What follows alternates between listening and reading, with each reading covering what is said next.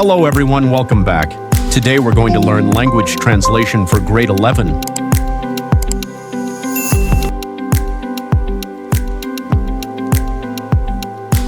Okay guys, so இந்த video செஷன்ல நாங்க பார்க்க போறது language translation. ஆல்ரெடி நாங்க previous வீடியோஸ்ல பார்த்திருந்தோம். ஒவ்வொரு ஜெனரேஷன்ஸ்லயுமே எப்படியான கம்ப்யூட்டர் லாங்குவேஜஸ் பயன்படுத்தினாங்க, இந்த லாங்குவேஜஸ் எப்படியான எவாலுவேஷனுக்கு உட்படுத்தப்பட்டது என்று சொல்லி பார்த்திருந்தோம். இந்த வீடியோல நாங்க பார்க்க போறது லாங்குவேஜ் டிரான்ஸ்லேஷன் என்ன, இந்த டிரான்ஸ்லேஷனை வச்சு உண்மையில நாங்கள் என்ன மாதிரியான செயற்பாடுகளை செய்யறோம், இப்படியான டிரான்ஸ்லேஷனால எங்களுக்கு என்ன அட்வான்டேஜ் இருக்கு, இதை பற்றி எல்லாம் இந்த வீடியோல நாங்கள் தெளிவா பார்த்துட்டு வரப்போம். அப்ப இந்த லாங்குவேஜ் டிரான்ஸ்லேஷன் அப்படி என்று சொல்லிக்கல, தமிழ்ல இதை மொழி மாற்றம் என்ற பெயரால சொல்லுவோம். அப்படி மொழி மாற்றம். அப்ப ஆரம்ப காலங்கள்ல பயன்படுத்தின மெஷின் லாங்குவேஜை கன்சிடர் பண்ணுவோமா இருந்தால், சோ மெஷின் லாங்குவேஜ் என்றது எங்களுக்கு 0வும் 1ஐயும் அடிப்படையாக கொண்ட ஒரு மொழியாத்தான் இருந்தது. 0 அல்லது 1 தான் இருக்கு. இப்ப 0 அல்லது 1 இருக்கிற சந்தர்ப்பங்கள்ல எங்களுக்கு மொழி மாற்றம் என்றது தேவைப்பட்டது ஒன்றா இல்லை.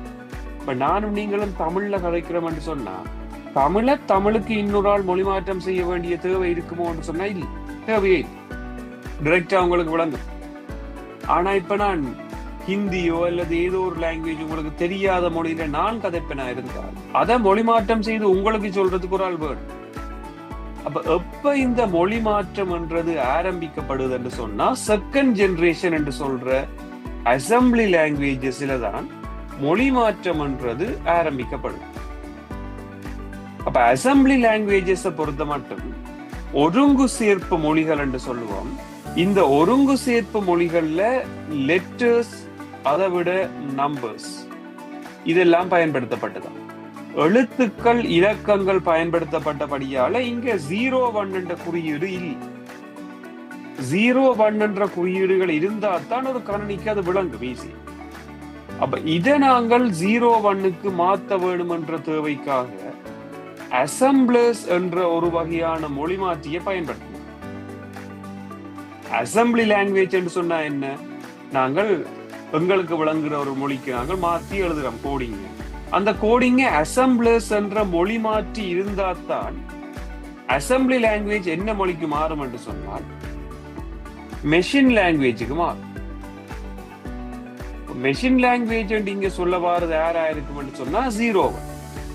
அப்ப இடையில நான் இதுல சொல்ல வந்த விஷயம் என்னென்றா, அசம்பிளி லாங்குவேஜில் எழுதுற கோடிங் இருக்குதானே, அசம்பிளி லாங்குவேஜ் என்றது ஒருங்கு சேர்ப்பு மொழிகள். ஒருங்கு சேர்ப்பு மொழிகள் எழுதுற கோடிங் அசம்பிளர்ஸ் என்ற மொழி மாற்றிகள் இயந்திர மொழிக்கு மொழி மாற்றம் செய்தன. இந்த மொழியை அந்த மொழிக்கு மாத்தியாச்சு. இதே அடிப்படையில நாங்க பார்க்கல, உயர்மட்ட மொழிகள் என்ற 3ஆம் தலைமுறை மொழிகள் இருக்குதானே, ஹை லெவல் லாங்குவேஜ் என்று சொல்லுவோம். சோ ஹை லெவல் லாங்குவேஜஸ் அப்படி என்ற இந்த மொழிகளை பார்த்த மாட்டோம். இதை நாங்கள் சொல்றது HLL என்று சொல்றாங்க. சோ இதை பற்றி நாங்கள் முதல் வீடியோலும் பார்த்திருந்தோம். இந்த ஹை லெவல் லாங்குவேஜ் அப்படி என்றது 2 வகையான மொழி மாற்றிகளை பயன்படுத்துது. ஒன்று சொல்லுவோம் கம்பைலர்ஸ் அப்படி என்று சொல்லிக் கொள்வோம், தொகுப்பிகள். அப்படி இல்லை என்று சொன்னால் இன்டர்பிரிட்டர்ஸ் என்று சொல்ற வரி மொழி மாற்றிகள். இந்த 2 வகையான மொழி மாற்றிகளையும் பயன்படுத்தி திரும்ப மெஷின் லாங்குவேஜுக்கு மாறும், அதாவது இயந்திர மொழிக்கு மாறும். அப்ப இந்த இடத்துலயும் நான் ஹைலைட் பண்ணி காட்டுறேன், உங்களுக்கு விளங்குறது ஈஸி. உயர்மட்ட மொழிகள் என்ற ஹை லெவல் லாங்குவேஜஸ் 2 வகையான மொழி மாற்றிகளை பயன்படுத்து டிரான்ஸ்லேட்டர்ஸ், கம்பைலர், இன்டர்பிரிட்டர்ஸ் என்ற 2 வகையான மொழி மாற்றிகள். அதை வச்சுக்கொண்டு மெஷின் லாங்குவேஜுக்கு இது மாற்றப்படுது மொழி. இதுதான் பேஸ் ஆன ஐடியா. அப்ப டோட்டலா எங்கள்கிட்ட இருக்க போற மொழி மாற்றிகள் என்னென்னு பார்த்தோம்னா, ஒரு மொழி மாற்றி என்றைக்கு அது அசம்பிளரா இருக்கலாம், அல்லது கம்பைலரா இருக்கலாம், அல்லது இன்டர்பிரிட்டரா இருக்கலாம். ஒரு ஹை லெவல் லாங்குவேஜ் என்று சொல்லிக்கல கம்பைலரும் இன்டர்பிரிட்டரும் பயன்படுத்துற அதே நேரம் அசம்பிளி லாங்குவேஜ் என்று சொல்லிக்க அசம்பிளர்ஸ் பார்க்கணும்.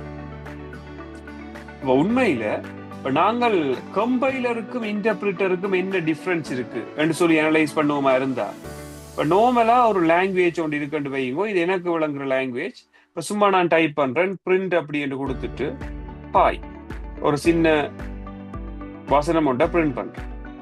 2வது லைன்ல வந்து பிரிண்ட் அப்படின்னு டைப் பண்ணிட்டு ஹலோ.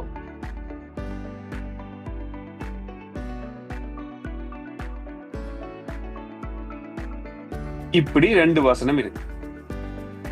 இந்த 2 வசனங்களையும் வந்து என்ன செய்யணும் என்று சொன்னால் 01க்கு மாத்தணும். இதுதான் என்ற டார்கெட். இப்ப இது உண்மையில நாங்க 0101 இப்படி மாத்தினா தான் கம்ப்யூட்டருக்கு விளங்கும். இப்படி மாத்தணும்.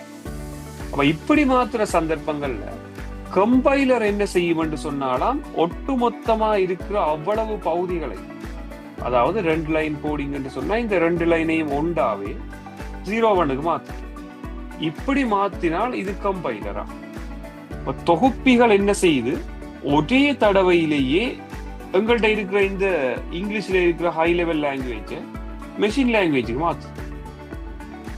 ஆனால் இந்த இன்டர்பிரிட்டர் என்று சொல்ற வரிமொழி மாற்றி என்ன செய்யும்டா, ஆரம்பத்துல 1வது லைனை இங்க மாத்தும், அது முடிஞ்சா பிறகு அடுத்த லைனை இங்க மாத்தும். இதுதான் 2க்குமான வித்தியாசம். இப்ப கம்பைலர் வந்து ஒரே தடவையிலேயே எங்கட இங்கிலீஷ்ல இருக்க போற கோடிங்க வந்து மெஷின் லாங்குவேஜுக்கு மாத்துது. ஆனால் இன்டர்பிரிட்டர் வந்து லைன் பை லைனா இந்த இங்கிலீஷ்ல இருக்க கோடிங் ஹை லெவல் லாங்குவேஜ் வந்து மெஷின் லாங்குவேஜுக்கு மாத்துது. இதுதான் 2க்குமான டிஃபரன்ஸ். அப்ப கம்பைலரா இன்டர்பிரிட்டரா வேகமா வேலை செய்யும் என்று பாத்தீங்கன்னா கம்பைலர் ஒரே நேரத்தில் எல்லாரையும் மொழி மாற்றம் என்ற டிரான்ஸ்லேஷன் செய்யறபடியால கம்பைலர்ன்றது எங்களுக்கு வேகமான மொழி மாற்றத்தை செய்யக்கூடிய ஒரு டிரான்ஸ்லேட்டரா நாங்கள் இங்க கன்சிடர் பண்றோம்.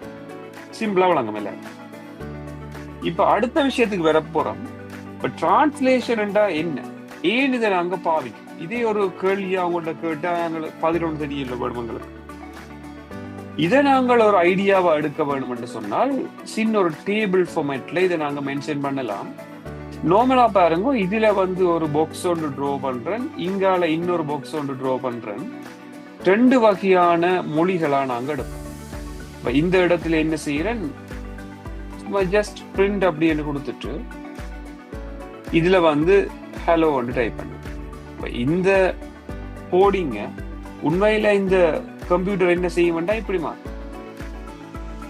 அப்ப இது 2க்குமான டிஃபரன்ஸை விளங்கப்படுத்த வேணும்ன்றதுக்காக என்ன செய்யணும்னா, நாங்கள் ஆரம்பத்தில் எழுதுற கோடை வந்து சோர்ஸ் கோட் என்ற பெயரால சொல்லுவோம். சோர்ஸ் கோட் என்று சொல்லி சொன்னால் என்ன செய்யறது, மூலக்குறிமுறை என்று சொல்லுவோம். சோர்ஸ் கோட்ன்றது மூலக்குறிமுறை. அப்ப சோர்ஸ் கோட் வந்து கம்ப்யூட்டருக்கு விளங்குற வடிவத்துக்கு மாறும் தான். இந்த கம்ப்யூட்டருக்கு விளங்குற வடிவத்தை நாங்க சொல்லுவோம் வந்து அப்படின்னா ஆப்ஜெக்ட் கோட்னு சொல்லுவோம். சோர்ஸ் கோட் வந்து ஆப்ஜெக்ட் கோடா மாறும். ஒரு மூல குறிமுறை புதுசார் குறிமுறையாக மாறும். சோர்ஸ் கோட ஆப்ஜெக்ட் கோடா மாத்திர செயற்பாட்டுக்கு நாங்க வழங்குற பெயர் தான் டிரான்ஸ்லேஷன், மொழி மாற்றம் என்று சொல்லுவோம். மொழி மாற்றம் என்றால் இதுதான் சோர்ஸ் கோடு ஆப்ஜெக்ட் கோடா மாற்றும். அப்ப இப்படி மாற்றம் அடையல சோர்ஸ் கோடுக்கும் ஆப்ஜெக்ட் கோடுக்கும் இடையில நிறைய வேறுபாடுகள் இருக்கு. சோர்ஸ் கோட் வந்து ஒரு வகையான பண்புகளை கொண்டிருக்கும், ஆப்ஜெக்ட் கோட் வந்து இன்னொரு வகையான பண்புகளை கொண்டிருக்கும் என்று வேற வேற பண்புகள் வந்து இருக்கு. இது 2க்கும் இடையிலான பண்புகளை பற்றி நாங்கள் இப்ப அனலைஸ் பண்ணி பார்ப்போம் என்ன நடக்கும். இப்ப நார்மலா பாத்தீங்கன்னு சொன்னால் ஒரு சோர்ஸ் கோடுக்கும் ஆப்ஜெக்ட் கோடுக்குமான வேறுபாடுகளை ஒரு டி ஃபார்மில நான் என்ன செய்யறேன், நோட் பண்ணி கொண்டு வரேன். நோட் பண்ணி நீங்களும் தேவையா நோட் பண்ணி வைக்கலாம் இந்த சின்ன சின்ன விஷயங்கள். சோ இந்த சோர்ஸ் கோட்ன்றது பாத்தீங்கன்னு சொன்னால் easy to understand. Easy to understand ஏன் அப்படி சொல்றோம்னு பாத்தீங்கன்னா, ஈஸியா எங்களுக்கு விளங்கிச்சு. பிரிண்ட் ஹலோ எங்களுக்கு விளங்கும், அந்த ஹலோன்றதை பிரிண்ட் பண்ணணும், இதுதான் நோக்கம். ஆனா ஆப்ஜெக்ட் கோட்ல இருக்கிற 01 பார்த்தா தான் எங்களுக்கு விளங்கும்.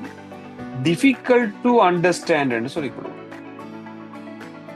இந்த ஆப்ஜெக்ட் கோட்ல இருக்க போற பகுதிகளை நாங்கள் விளங்கிக் கொள்றது சரியான கஷ்டமா இருக்கு. இது ஈஸி டு அண்டர்ஸ்டாண்ட், அது டிஃபிகல்ட் டு அண்டர்ஸ்டாண்ட் என்று சொல்லி நாங்க 2ஐயும் டிஃபரன்ஷியேட் பண்ணி. அடுத்தது சோர்ஸ் கோட் வந்து என்ன செய்யலாம் என்று சொன்னால் ஈஸி டு மோடிஃபை. அது என்ன ஈஸி டு மோடிஃபை என்று சொல்லி சொன்னா இலகுவாக நாங்கள் மாற்றி அமைக்கலாம். ஹலோவுக்கு பதிலாக ஹாய் மாத்த வேணும்டா அதுல போய் மாத்தினா சரி. இங்க வந்து ஹலோ ஹாயா மாத்தணும்டா எங்க போய் கண்டுபிடிப்பீங்க, கஷ்டம் இல்லை. இப்ப இங்க எழுதி கொள்வோம் அப்படின்னா difficult to modify, difficult to modify அப்படின்னு சொல்லி நோட் பண்ணிக்கணும். Right, that's it. இப்ப அடுத்த விஷயம் பாத்தீங்கன்னா இந்த சோர்ஸ் கோட் ஆப்ஜெக்ட் கோடுக்கான டிஃபரன்ஸ் பாக்கல. சோர்ஸ் கோடுன்றது வந்து என்னென்ன மொழிகள்ல இருக்கலாம். அப்ப மொழி மாற்றம்ன்றது எப்ப எங்களுக்கு தேவைப்படுதுன்னு சொல்லி இந்த வீடியோட இனிஷியல்ல நான் சொல்லியிருந்தேன். ஸோ அசம்பிளி லாங்குவேஜ்ல மேபி இந்த கோடிங் இருக்கலாம், அல்லது ஹை லெவல் லாங்குவேஜ்ல மேபி எழுதப்பட்டிருக்கலாம். இந்த லாங்குவேஜ் ஹை லெவல் லாங்குவேஜ்ல வந்து இது இருக்கலாம், இது சோர்ஸ் கோட். ஆனா கட்டாயம் இந்த ஆப்ஜெக்ட் கோடுன்றது ஒரு மெஷின் லாங்குவேஜா தான் இருக்க வரும். என்ன ரீசன்டா 0-1 இருக்கு. ஸோ கட்டாயம் இது வந்து என்னவா இருக்கும்னு சொன்னால் ஒரு மெஷின் லாங்குவேஜா தான் இருக்க வேணும். இது பேசிக்கா நாங்க சொல்லக்கூடிய ஒரு விஷயம். இப்போ நார்மலா பாத்தீங்கன்னு சொன்னால் இந்த சோர்ஸ் கோட் ஆப்ஜெக்ட் கோட் அப்படின்றதுக்கான வேறுபாடுகளா நாங்கள் இவ்வளத்தையும் சொல்லலாம். ஒரு சோர்ஸ் கோடு ஆப்ஜெக்ட் கோடா மாத்திர செயற்பாடு தான் டிரான்ஸ்லேஷன் சொல்லலாம். இப்படியான சில பேசிக்கான இன்ஸ்ட்ரக்ஷன்ஸ் எங்களுக்கு தேவை. இப்ப இந்த வீடியோல பார்த்திருந்தா டிரான்ஸ்லேஷன் என்ன, இந்த டிரான்ஸ்லேஷனுக்காக பயன்படுத்துற ப்ரோக்ராம்ஸ் தான் டிரான்ஸ்லேட்டர்ஸ் என்று சொல்றோம் அப்படின்னு பார்த்திருந்தோம். ஸோ டிரான்ஸ்லேட்டர்ஸ்ல அசம்பிளர், கம்பைலர், இன்டர்பிரிட்டர் 3 பேர் இருக்கணும் பார்த்திருந்தோம். எக்ஸாம்ஸ்ல மேபி அசம்பிளர் கம்பைலருக்கான டிஃபரன்ஸ்கள் என்னன்னு கேட்கலாம், கம்பைலர் அதை விட இன்டர்பிரிட்டருக்கான வேறுபாடுகள் என்னன்னு கேட்கலாம். ஸோ இப்படியான கேள்விகள் வரைக்கும் எங்களுக்கு ஆன்சர் இருக்கு.